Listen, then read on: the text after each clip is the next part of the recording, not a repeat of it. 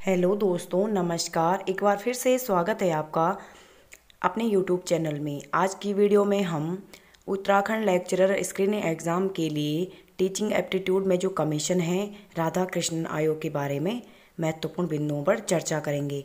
अगली वीडियो में फिर हम एमसीक्यू भी लेकर आएंगे।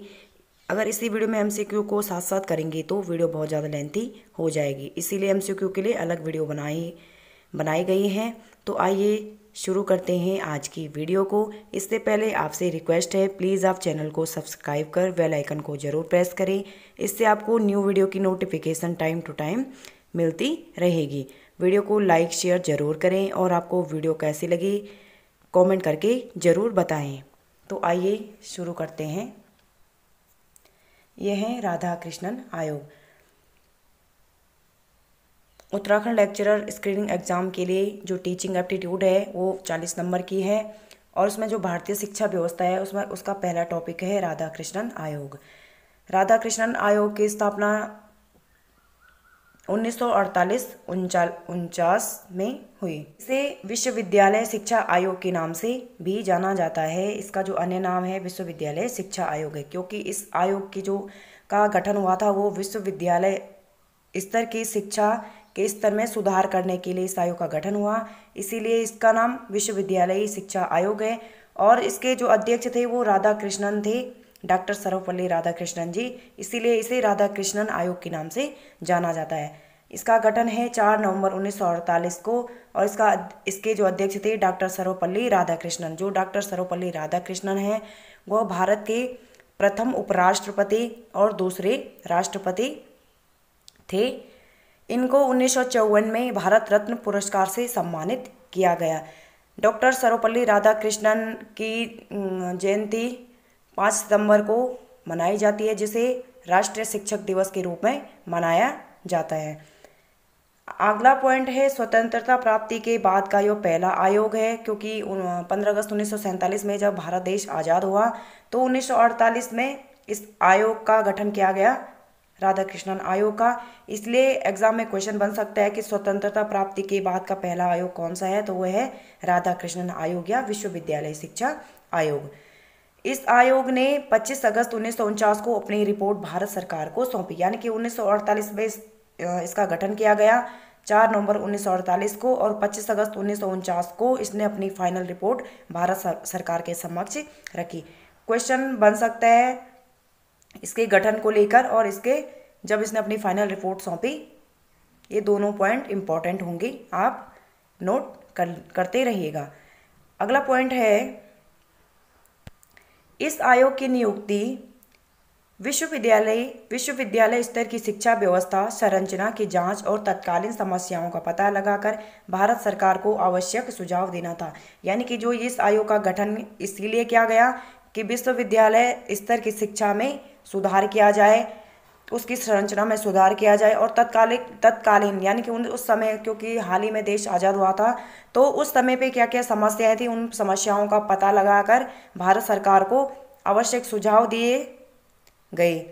अगला पॉइंट है इसके अध्यक्ष डॉक्टर सर्वपल्ली राधाकृष्णन है, ये हमने अभी आगे पढ़ लिया।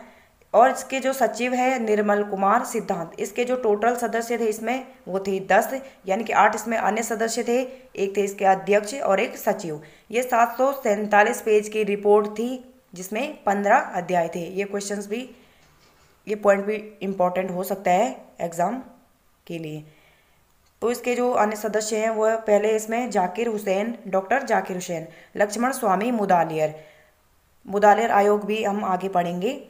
आगे है doctor Meghnad Saha, doctor Tarachand, doctor Arthur Morgan, doctor Karm Narayan बहल, 7वां है डॉक्टर जॉन जे टिग्रेट और 8वां है सर जेम्स एडफ। ये इसके 8 मेंबर हैं और 2 ये सचिव और अध्यक्ष, टोटल 10 सदस्यों की एक कमेटी थी।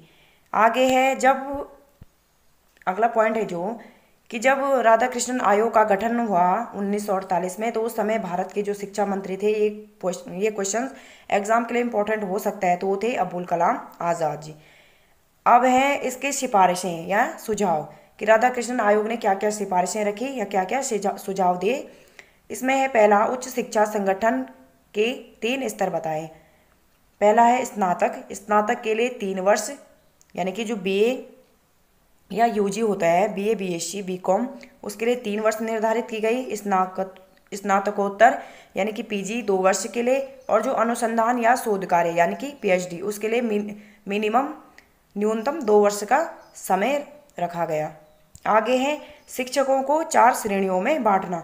विश्वविद्यालय शिक्षा आयोग ने सिफारिश की कि शिक्षकों को 4 श्रेणियों में बांटा जाए। पहला है प्रोफेसर, दूसरा है पाठक, फिर है व्याख्याता, चौथा है प्रशिक्षक। एग्जाम में क्वेश्चन बन सकता है कि राधाकृष्णन आयोग ने शिक्षकों को कितनी श्रेणियों में बांटने की सिफारिश की। तो 4 श्रेणियों में, प्रोफेसर, पाठक, व्याख्याता और प्रशिक्षक। अगला पॉइंट है शिक्षण कार्य।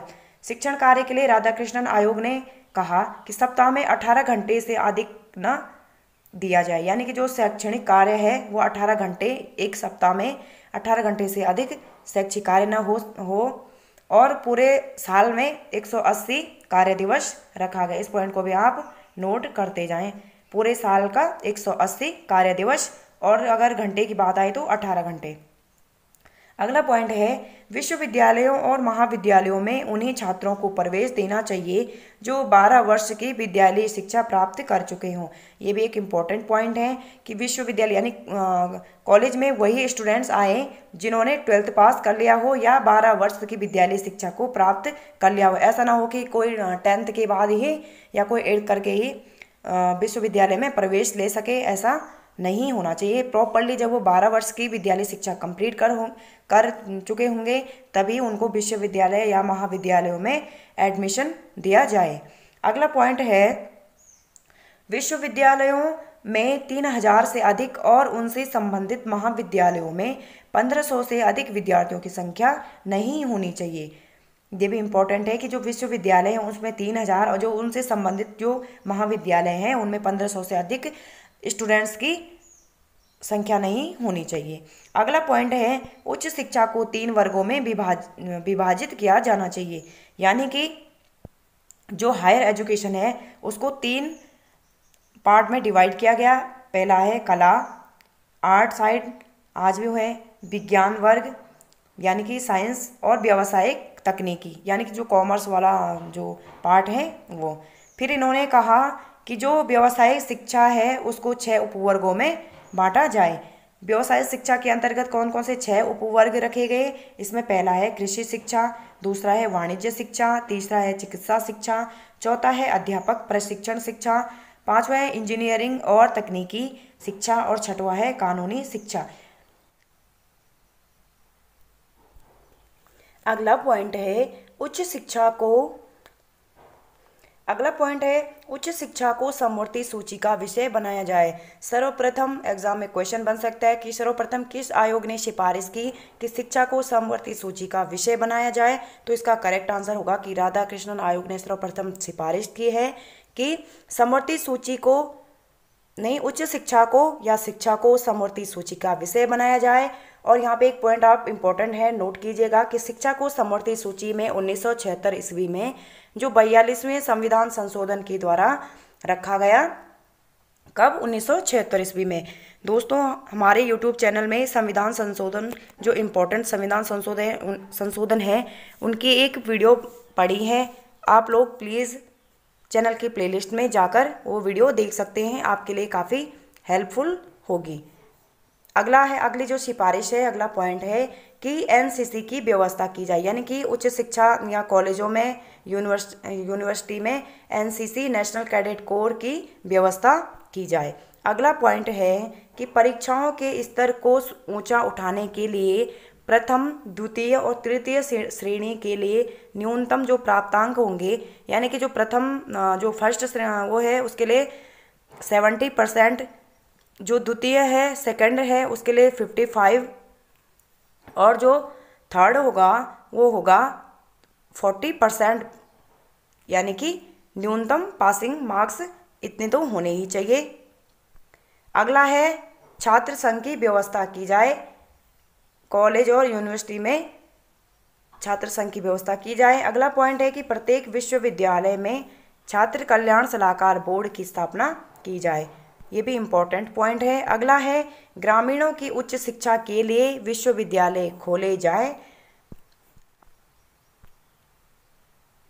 अगला पॉइंट है परीक्षा सुधार हेतु पूर्णकालिक परिषद की स्थापना की जाए।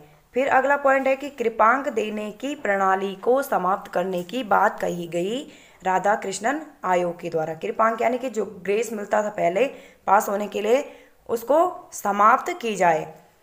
अगला पॉइंट है निबंधात्मक एवं वस्तुनिष्ठ प्रकार की परीक्षाएं कराई जाए। अगला पॉइंट है कि उच्च शिक्षा का माध्यम अंग्रेजी के स्थान पर प्रादेशिक भाषा हो। ये भी इम्पोर्टेंट पॉइंट है।